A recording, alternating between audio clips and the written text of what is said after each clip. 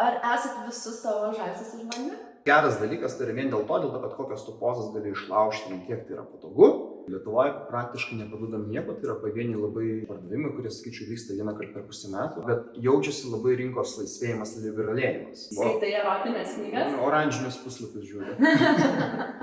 Sveiki visi, esu svečiuose pas Edgarą ir Saulės sekso baldų kūrėjus. Pirmieji Lietuvoje pradėjo kurti sekso baldus. Ar esu teisi? Taip, mes galvojam, kad mes pirmieji, apie kitus nežinom, kurie būtų. Bet aš esu irgi negirdėjusi, kad kas daugiau kurtų sekso baldus. Tai ir mes nežinom, nebent kas nors pasislėpęs Rusijoje. Žodžiu, jie pirmieji, jie yra inovatoriai. Ačiū, kad sutikote dalyvauti mano podcast'e. Tai kiek jūs laiko kuriate baldus? Rodote visame pasaulyje ir kokie jūs seksualūs inovatoriai esate? Pats kūrimo procesas prasidėjo turbūt dar 17 metais. Bet jis toks buvo labiau primityvus ir toks labiau savo ir labai stipriai nesiviešinau. Kažkiek bandžiau, bet tas vyko labai bereikšmiškai. Tai yra, kad nebuvo nei pardavimų, nei kažkokio susidomėjimo. Tokį proveržį turbūt pavyko įgyvendinti per koronos laikus. Tai nežinau, turbūt 20 metai buvo, kada jau tikrai gavom ir pardavimų ir realias pajamos pasijautė. Vau, net 7 metai, jūs šaunuoliai. Ir aš iš tikrųjų galiu prisipažinti, tikrai galvoju, kad Edgaras yra įkūrėjas, bet labai malonu su tavim, Saulė, susipažinti, kad irgi kuri grožis. Už ką tu atsakinga, už ką Edgaras atsakingas jūsų bendram versle? Tai Edgaras ir yra iš tikrųjų įkūrėjas, aš prie prisijungiau gal 2018 metais. Visai neužilgo. Jo, jis man parodė savo kūrinius ir aš sakau, taigi čia kokia gera idėja, aš su pardavimais ir marketingu dirbu, leisk aš tau padėsiu. Esi marketingo specialistė? Galima ir taip sakyti, su pardavimais, su marketingu dirbau prieš tai. Ir sakau, čia yra labai įdomu tai, ką tu darai, gal aš galiu tau padėti. Tada atidarėm Etsy parduotuvę ir nuo to pradėjo judėti. Tai kiek girdėjau, Etsy ir Amazonės, ne? Jūs pardavinėjate ir turit savo elektroninę parduotuvę. Etsy ir mūsų asmeninė svetainė, elektroninė parduotuvė. Tai pagrindinė prekyba pardavimai vyksta užsienį, ne? Realiai užsienio rinkai Lietuvoje nelabai... Tikrai taip, Lietuvoje praktiškai neparduodam nieko, tai yra pavieniai labai bereikšmiai pardavimai, kurie, sakyčiau, vyksta vieną kartą per pusę metų. Tai neskaitom to. Žodžiu, lietuviai tokie nedrąsūs vis tiek. Dar tokie neturi to, netranda savo namuose kampelį jūsų baldams. Drąsėja. Drąsėja? Drąsėja, tikrai drąsėja. Tai yra, kad anksčiau mes neįsikėlė, lietuviai neturėjom nei nieko, dabar jau ir fotografuotis daug modelių atsiranda, ir fotografų, kurie nori su mumis dirbti. Tai yra, kas ir daro podcastus. Tarp kitko, aš taip apsidžiaugiu, kai Instagram'e jūs pirmieji pasiekėt mane, žiauriai galvoju. Pamatėm. Tai va, labai džiugiuosi, kad ir dabar kalbinu jūs. Tai minėjot, kad pardavimai pradėjo augti, lietuviai pradėjo domėtis. Bet šiaip pajutėt nuo 17 metų iki dabar ženklų augimą pardavimų. Bendrai pardavimų? Tai yra bendrai rinkoje visoje? Tai kaip sakau, kad 17 metais mes nelabai ką pardavinėjom, tai yra ta, skaičiu, kokiais 20-ais turbūt prasidėjo. Kaip karantinas. Jo, kaip karantinas, tai labai sunku lyginti, kas vyko karantino metu ir kas vyksta dabar. Nes karantino metu žmonės tikrai sėdėjo namie, pasibaigė visi seksi vakarėliai, parodos, fetišo šiaip renginiai ir turbūt, kad žmonės daugiau norėjo žaisti namie. Tai per patį karantiną mes tikrai pasiekėm aukštesnius rezultatus turėjom, negu kad mes dabar turim juos. Nes per karantiną mes tikrai dirbom labai stipriai. Nes aš pastebėjau, kad šiaip pasaulinėje rinkoje sekso žaislų pardavimai ženkliai auga ir mane tas labai stebina ir džiaugiuosi, kad atvirėje visi išbando tiek paruošę, tiek su savim ir dar gal daugiau žmonių. Tai va, tai dėl to ir buvo aktualu, kad va, jūsų arkliukas buvo karantino metas, kai visi norėjo namuose kažką paįvairinti. Karantinas turbūt labiau leido mums prasilaužti ir parodė, kad tikrai mes šitoje rinkoje galim dirbti, mes galim būti lyderiais ir mes galime iš to padaryti labai neblogus pinigus. Neleido sustoti, vadinkim taip. O gerai, apie pardavimus baigiam. Iš kur jūs semiatės? Iš kur jūs semiatės idėjų, minčių? Kas jūs tas varikliukas? Vienas varikliukų tai yra, aišku, tavo asmeninės fantazijos, tarkim, ką tu norėtum ir tu prisifantazuoji dar apie belenko. Tai yra, kitas gali būti grožinė literatūra. Skaitai erotinės knygas? Oranžinius puslapius žiūri. O taipogi turim klientų, tai yra, aš vadinu, tai yra geriausias stimulas, kas padeda gaminti. Tai yra ateina klientai, kurie sako, mums jūsų gaminiai labai patinka, bet mes norim truputį kitokią. Ir ateina kliento fantazija.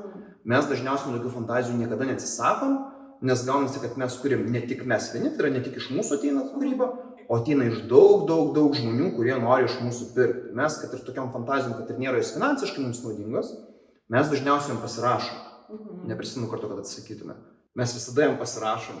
Labai dažnai pasitaiko, kad žmonės atsiunčia, pavyzdžiui, iš porno iškarpas ir sako, aš fantazuoju apie tokį dalyką, ar galit man tokį daiktą pagaminti. Čia yra labai toks smagi darbo dalis, kad tu tam tikrą prasme įlendi į žmogaus giliausias fantazijas ir esi tas žmogus, kuris gali jam padėti. Ir kad jumis pasitikė kaip gamintojų, kad jūs tikrai padarysit profesionalų baldą, įrankį ir jisai žais. Okay, o ar esat, kad jums klientas realiai sukūrė produktą ir jūs jį pardavinėja? Nu, tarkim, davė jums idėją. Tai vyksta, tai yra sėkmingus produktus mes įdedame į parduotuvę. Ir kada žmonės ateina, nu jo, kaip kad ir sakė, žmogus sukūrė. Tai yra daiktas, apie kurį mes tikrai negalvojam, kad jisai žais, mums patiems jisai nėra visiškai įdomus, tai yra ne mūsų dalis ir mes nesuprantam, gerai. Gal iš dalies suprantam, kad tas daiktas gali teikti malonumą, bet mes gana toli nuo to stovim. Ir mes įsidėm ir mes manom, kad daug tokių žmonių yra, kuriems tas daiktas yra aktualus ir kurie nori su juo žaisti. Nustembat, ar ne? Kad tikrai neis, nu kam čia tikrai reikia? taip. O ar esat visus savo žaislus išbandę? Ne. Ne visus? Ne, kaip ir sakom, kad yra, negali turėti visų kinkų, tarkim, visų pasaulio kinkų, vadinkim taip, ne? Tai yra dalykai, kurie tau patinka, yra dalykai, kurie tau nelabai patinka. Tai yra, mes nesigilinam tas dalis, kurios mums nepatinka ir, nu, kam save kankinti. Tai yra, vėlgi, pasidarai daiktą, tu būni ant jo užlipi, pasižiūrė, ar jis yra patogus, ar jis pasiekia tau visas dalis, kurias turėtų pasiekti, yra, tu jį atsitvirtinti yra, bet nėra taip, kad tu su juo ten kažką žaistum, pasiekti penetraciją ar dar kažkas, tokie dalykai. Tai yra ne. Ne visus, o aš tikėjausi atsakymą taip. O beje, aš jūs gan ilgai stebiu ir jūsų buvo koloristinė, ta prizmė būdavo raudona, juoda, bet dabar pastebėjau įnešęs spalvų į savo gaminius daugiau. Nes labai gražus tas jūsų buvo soliukas, nu kaip sakė, pikniko soliukas, jis ne pikniko soliukas, bet jis toks irgi buvo rožiniai ir tokie koralinės spalvos, labai gražu, moteriškai ir modelis labai gražus buvo toks apvalių formų, moteriškumo, man toks įsikūnymas.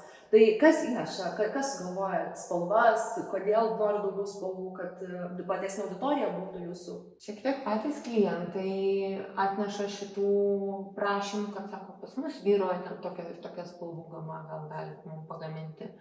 Prie interjero, pavyzdžiui, kad tik arba patys nori.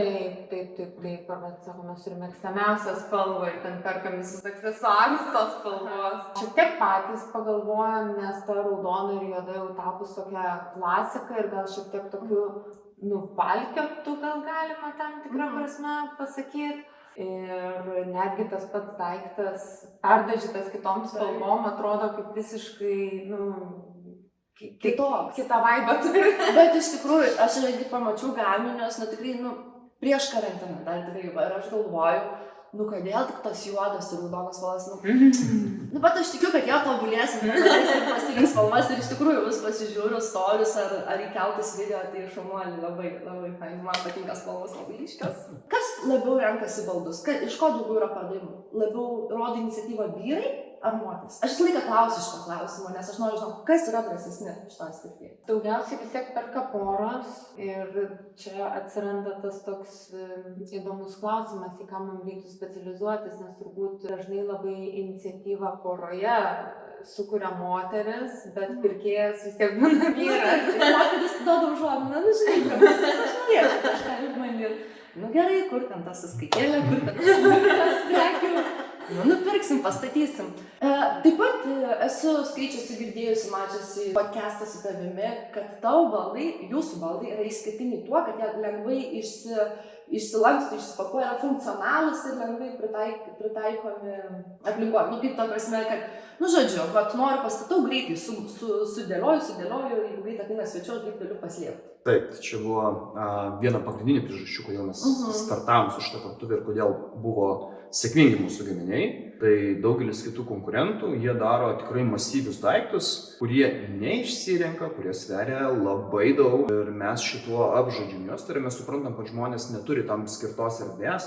Gal kai kurie ir turi, bet mažuma tokių žmonių yra ir dauguma žaidžia mūsų, tai yra miegamajam arba svetainiai kažkur tai. Ir tam reikia tikrai lengvai susirenkančių ir išsirenkančių gaminių, tam, kad tau nebūtų tinginys, kad aš gal tingiu rinkti ir geriau mes paprastai pažaisim, negu kad geriau susirinksim ir žaisim. Pritariu ir pavyzdžiui būna, kad ir moteris yra silpnoji lytis ir jai tikrai būtų sunku paimti tą baldą, atsitįsti, aišku, jeigu mes norim viską galime, bet, aš tikrai nenorėčiau gal kokį manikiūrą susigadinčiau, o čia paimi, susidedi ir žaidi. Ir labai fainai. Ir jūs radote nišą, kurią galite pasiūlyti savo klientams ir jie, manau, iš tai yra dėkingi jums. Jo, mes šiaip radom problemą ir ją sprendėm. Taip. Bet, o jūs pritarėt, tam pasakymui, kad dažniausiai verslas būna iš hobio, tai reiškia, mes visi mėgstam, taip. Bet vis tiek reikia išspręsti problemą. Tarkim, kaip jūs, kad yra funkcionalūs lengvi jūsų baldai, taip pat, aišku, labai gražus ir elegantiški, bet ir problemai sprendžiat ir jūs esate paklausus rinkoje. Iš hobio galėjom tą reikalą irgi stumti, nesprendžiant tos pačios problemos. Tai yra lygiai tie patys baldai, jie daug lengviau gamintosi, mažiau galvojimo būtų, jeigu mes susidarytume grinai savo arba Lietuvai, kur nereikia išrinkinėti iki mažų detalių ir siuntimus galvoti ir kitus dalykus. Bet iš to nebūtų daug pinigų. Tai yra, jeigu hobis plus pinigai, tai taip, ir tas pristatymas šį pusę nelabai turėtų būti brangus, nes jie yra gan dideli, vis tiek, kad jie ir susirenka, bet užima gan vietas. Jo, čia yra irgi viena iš pagrindinių problemų, tai yra siuntimas. Ypač, pavyzdžiui, į Jungtines Valstijas, kada siunčiam, tai tikrai kainos didelę dalį sudarinėjo gaminių siuntimas. Dėl to galime suskaidinti mažas detalės, lengvinam kiek galim, tai visą tai mažina kaštus. Kaip turėtų atrodyti ta didelė dėžė? Nėra, tokių dėžių yra, bet tai yra kažkokie narvai dideli ar dar kažkas, mūsų prastai sulai ar tarkim tie patys kryžiai, jie dedasi tokios, tokios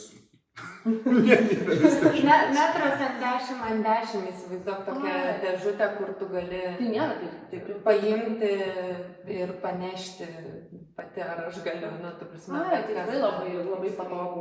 O koks jūsų bestselleris yra? Keli, pavyzdžiui. Tai turbūt, kad Sprener Bar, kojų skėstuvas lietuviškai. Aha, aš žinau, žiūrėjau jūsų prekes. Tai mes, Edgaras iš tikrųjų sugalvojo naują visai dizainą, nes dažniausiai tai būna vamzdis su kažkokia įsukta kilpa, o Edgaras sugalvojo padaryti žiedų suvirintų tarpusavyje. Tai jis tikrai labai ir dizainiškai gražiai atrodo ir patvarus yra, nes tos kilpos gali ten ištrūkti. Ir pakankamai mažas daiktas, kurį bet kas gali turėti savo spintoje. Iš tokių didesnių dalykų, tai mūsų lietuviškai X formos plakimo stovai, arba angliškai vadinasi Modern St. Andrews Cross, tai turbūt tarp žmonių, kurie užsiema plakimais ar skausmo praktikom, tai yra vienas populiariausių baldų, nes, kaip minėjom, labai lengvai išsirenka, į labai mažą pakuotę, tu gali pasimti bet kur, tau nereikia namie turėti atskiro kambario ir kažkokio milžiniško medinio iš lentų sukalto. Bet dar aš mačiau jūsų sortimentą labai gražiai, tą antrinę sofą jūsų. Wow, baldas. Aš tikrai norėčiau savo svetainį tokią turėti. Išlent ir tikrai net nebūčiau pagalvojęs, kad tai gali būti sekso baldas. Kol paskui nesusipažįsti, pamatai ir nice. Jo, čia dėl toks tradicinis būdas buvo išspręsti kažkokią problemą. Tai ir tos tantrinės sofos man asmeniškai atrodė labai nuobodžios. Tai jos buvo visos vienodos, buvo medinės pilnavidurės sofos. Tai yra tas tradicinis jų būdas, tai nėra mūsų kažkoks išmislas ta sofa, tai yra tiesiog kažkas gero patobulinta. Tai norėjom kažkokio tokio minimalistinio dizaino, prisitaikant prie mūsų, tai yra metalas plus oda. Tai iš to gimė mūsų antrinė sofa, kuri gana yra unikali, tokios nėra, patentuotas dizainas ir kiti dalykai. Tai tobulai, ir pavyzdžiui, tokiuose šiuolaikinėse namuose, tai tobulai atrodytų, prie interjero kiekvienas, šiaip realiai visam odas vis tiek keičia. Pavyzdžiui, klientas nori kitokios odos, jūs tikrai prisitaikot, pakeičiat kokias tik norit atspalvius ir turbūt nėra jokių problemų. Jo. Kas įsirenginėja namus. Tarp kitko, paskutiniu metu visi įsirenginėja namus. Remontai, statybos, tai galvokit. Paskambinit savo interjero dizaineriui. Kas BDSM gerai, aš žinau. Bet kokius man baldus ar kokį įrankį man pasiūlytum? Sofa. Sofa. Tai nebūtinai yra BDSM sofa, tai yra sofa, tai yra vadinkim seksas. Man pačiam buvo gana geras atradimas tas sofa. Čia mes apie tą tantrinę. Jo, apie tantrinę tą sofą. Tai yra, aš labai netikėjau, tai yra, mes padarėm pirmą variantą ir man tokia, atrodė ir neįstovėjo, mes nežiūrėjom nei ką. Bet šiaip žinai, kad geras dalykas, tai yra vien dėl to, kad kokios tu pozas gali išlaužti, kiek tai yra patogu, tai tikrai buvo atradimas. Tai siūlau visiems kažką tokio. Tai yra. Šiaip iš tikrųjų labai net norėčiau pabandyti ant jos ir atsigulti, nes taip turėtų tikrai būti patogu ir įvairiom pozom. Kiek, pavyzdžiui, tam pozų galėtume taip plius minus išlaužti? Oi, ten realiai, kaip pavyzdžiui, kiti gamintojai, tai yra mes nesam pasidarę katalogą, bet ir kas pasidaręs katalogą, tai ten turbūt apie 50 rodo, bet ten mes neužskaitom tų pozų kaip pat pozų. Poza sėdi viena poza, koja pakelia jau kita poza. Tokia man nesiskaita. Aš realiai priskaitau kažkur tai iki 6, kurios tikrai tokios tikros, kurios panaudojamos, linksmos ir... Taip, seksas turi būti linksmas, atsipalaidavimas, fainas ir visoks kitoks. Dėl to labai džiaugiuosi, kad su manim žmonės kalba apie seksą, apie malonumus, apie potyrius ir ypač apie savo kūrinius. Bet tai va, 50. Čia kai žmonės pardavinėja, tarkim, jūsų perpardavė prekėse. Kaip kad ir sakiau, tai yra šita sofa, jinai nėra mūsų kažkoks unikalus kūrinys, mes tik pakeitėm dizainą patį. Tai yra tos medinės tokios būna labai tradicinės, vadinkim taip. Ten tų tradicinių yra, tie padaryti katalogai jau labai išsenėjęs gyvuoja. Taip, bet ten tokių labai daug keistų yra, kur galvoju, aš naudočiau, nei čia kažkokią naują pozą, kurios beveik yra identiškos. Geriau geras kelias. Taip, būtent. O jūs turit savo namuose BDSM? Naudojatės? Turėdavom. Turėdavom, tai yra konkrečiai šitoj patalpoj. Dar iki tol, kol mes pasistatėm savo gamyklą, mes čionais daug dalykų, negaliu pasakyti, kad sandėliuodam, bet visi prototipai, arba tarkim gaminiai, kuriuos mes šiaip kažkam tai nuomojam, skolinam ar dar kažkur, jie dažnai atsistodavo, tai yra mūsų svetainė ir jie čia tiesiog mėtydavosi. Būdavo gan mažai vietos. Apspausta būdavo. Bet dabar, kadangi mes turim savo gaminės patalpas, turim sandėliavimo patalpas, turim fotostudiją, tai mes daug dabar tenais esam persinešę ir namų nebeužsikraunam šitais gaminiais. O tai kur jūsų patalpas, kiek pas žmonių dirba? Ar jūsų didelis ofisas, daug žmonių jums dirba, pasauliniai rinkai pardavinėjom? Mes dabar sėdim mūsų ofise. Iš namų geriausias ofisas, taigi kaip pas mane yra vienur podcastų studija, kitur apžiūrėsi stalas, kad dirbam. Jeigu iš darbuotojų, tai esam dviese mes su Saulė, turim 4 žmonės gamyboje, turim vieną įmonę, kuri dirba pas mus subrangoj ir turim 2 projektuotojus. Baldų projektuotojus. Jo, tai yra dizainerius, inžinierius, vienas labiau dizaineris, kitas labiau inžinierius. Komanda nebloga subūrė, vis tiek. Čia neskaitant tų žmonių, kurie nepastoviai pas mus dirba, tai yra fotografai, modeliai. Tarp kitko, prisiminiau. Man yra sakę, kad jų baldus galite apžiūrėti apartamentuose Vilniuje. Kokiuose apartamentuose darai? Limits LT. Tai va, pasižiūrėkit, jeigu norite ir pačiupinėsit ir išbandysit. Kalbam apie lietuvius. Vis tiek man tie lietuviai įdomus, tas ir sekšopas mano gimė Lietuvoje. Nors taip kitko, sekšopų idėja buvo ne Lietuvos rinkai. Bet paskambinu marketingui, sako, žinok, reikia tai Lietuvoje pradėti, o paskui galėsi į plačiosius vandenius. Tai kaip su ta Lietuvos rinka? Ar daug susidomėjimų? Nėra daug susidomėjimų pirkimams, tai yra vienas kitas, kaip ir minėjau pradžioj, bet jaučiasi labai rinkos laisvėjimas, liberalėjimas. Tai atsiranda nemažai renginių nepavienių, tai yra renginiai, kurie testiniai yra, tai nežinau, galiu pavardinti porą. Porą pavadinimų, kurie vyksta, tai yra renginiai, kurie dažniausiai vyksta, tai yra mūsų standartiniai, kuriuos mes žiūrėjom, kuriuos mes remiam, kuriuos mes duodam, tarkim, savo įrangą jiems dalinam. Tai yra Antifa, Kinky Pink dabar persivadinę, ir yra pakilimas, Take Off. Tai pakilimas Take Off yra labiau reivas, bet reivas plus fetišai. Tai pats pakilimas bando kurti kažką panašaus į Kit Kat Berlyno klubo atmosferą. Ir kaip sakėsi? Neblogai. Galiu pasakyti, kad tikrai, kad neblogai. Tai yra renginys prasidėjo prieš 2 metus ar 3 netgi. Gal prieš 3. Bijau sumeluoti, tai renginys prasidėjo tikrai nuo gana nedidelio renginio. Negaliu pasakyti, kiek bilietų buvo, bet sakykime apie 100 žmonių. Dabar turbūt, kad renka iki 500 žmonių ir nuomoja didžiulės sales ir tikrai nusisekusių renginių, tai vardinčiau. Geras, tai žmonės tikrai renkasi, norisi išbandyti, norisi dalyvauti ir ir jiem patinka. Taip, tikrai taip, nes matom pasiskirstimą, tai yra grinai pusė žmonių šoka turbūt, kad pusė ateina į kinko erdvę, tai yra mūsų kurta erdvė, kur mes statom savo įrangą, kur daug mūsų pažįstamų draugų veda kažkokias edukacijas, moko žmonės, kaip reikia taisyklingai ir saugiai naudotis dalykais. Tai šituose renginiuose, tai pavyzdys Kaune Lizde vyksta Ašaros renginys, būna kartą per metus, kur irgi dalyvaujam. Festivaliai vasaromis taip pat dalyvaujame. Festivalėse irgi dalyvauja? Nedaug festivalių, bet dalis festivalių mus kviečia, tai yra pavyzdys Jagos festivalis. Tenais taipogi mes atliekam savo workshopą ir žmonės edukuojam, mokom žaisti saugiai, supažindinam kažkiek su įranga ir jos panaudojimo būdais. Taip, iš tikrųjų, kinki pasaulis iš pradžių man toks būdavo slaptas, bet dabar irgi susipažinau su Antanu, pas jis tikrai fotosesijoje dalyvauju, tikrai Antanas dalyvauju, susipažinau ir įdomiai, ir pasakoja, ir atidarėme, ir puikius renginius su Ema daro, kur ir su Vaškus minėjo.